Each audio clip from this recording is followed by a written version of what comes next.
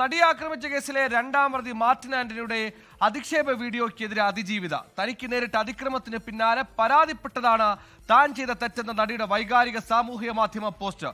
വിഷ്ണു ഈ മാർട്ടിനെതിരെ കേസെടുത്തിരുന്നു. ആ പോസ്റ്റിൽ ആകെ മൊത്തം പ്രകടമാകുന്നത് ഇനിയെങ്കിലും ഒന്ന് ജീവിക്കാൻ അനുവദിക്കുന്ന ദയനീയതയാണ്. വിശദാംശങ്ങൾ.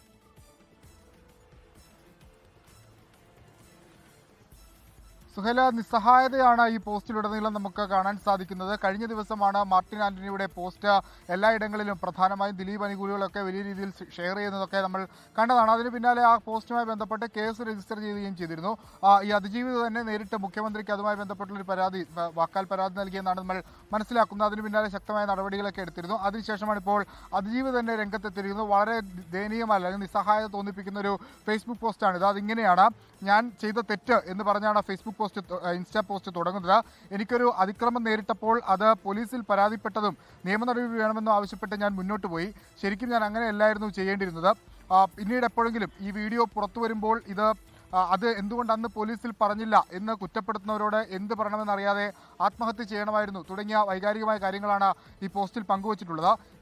ഈ ശിക്ഷയ്ക്ക്, അതായത് മാർട്ടിൻ്റെ പോസ്റ്റുമായി ബന്ധപ്പെട്ടുള്ള പ്രതികരണം ഇങ്ങനെയാണ്. ആ പോസ്റ്റിൽ വളരെ മോശം രീതിയിലാണ് അതിജീവിതയടക്കം അധിക്ഷേപിച്ചുകൊണ്ട് മാർട്ടിൻ സംസാരിക്കുന്നത്.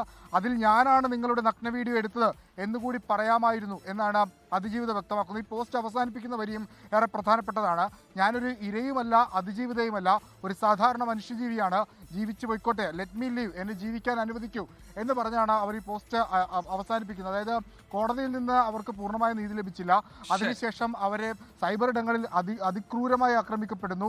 വലിയ സൈബർ ലിഞ്ചിങ്ങിന് അവർ വിധേയമാക്കപ്പെടുന്നു. ആ പശ്ചാത്തലത്തിൽ ഇനിയെങ്കിലും ഒന്ന് ജീവിച്ചു പോയിക്കോട്ടെ, ലെറ്റ് മീ ലീവ് എന്ന് പറഞ്ഞാണ് അവർ അവസാനിപ്പിക്കുന്നത്. അത് നമുക്ക് എല്ലാവരോടും കൂടിയുള്ള ഒരു പറച്ചിൽ കൂടിയായാണ് നമ്മൾ കണക്കാക്കുന്നത്.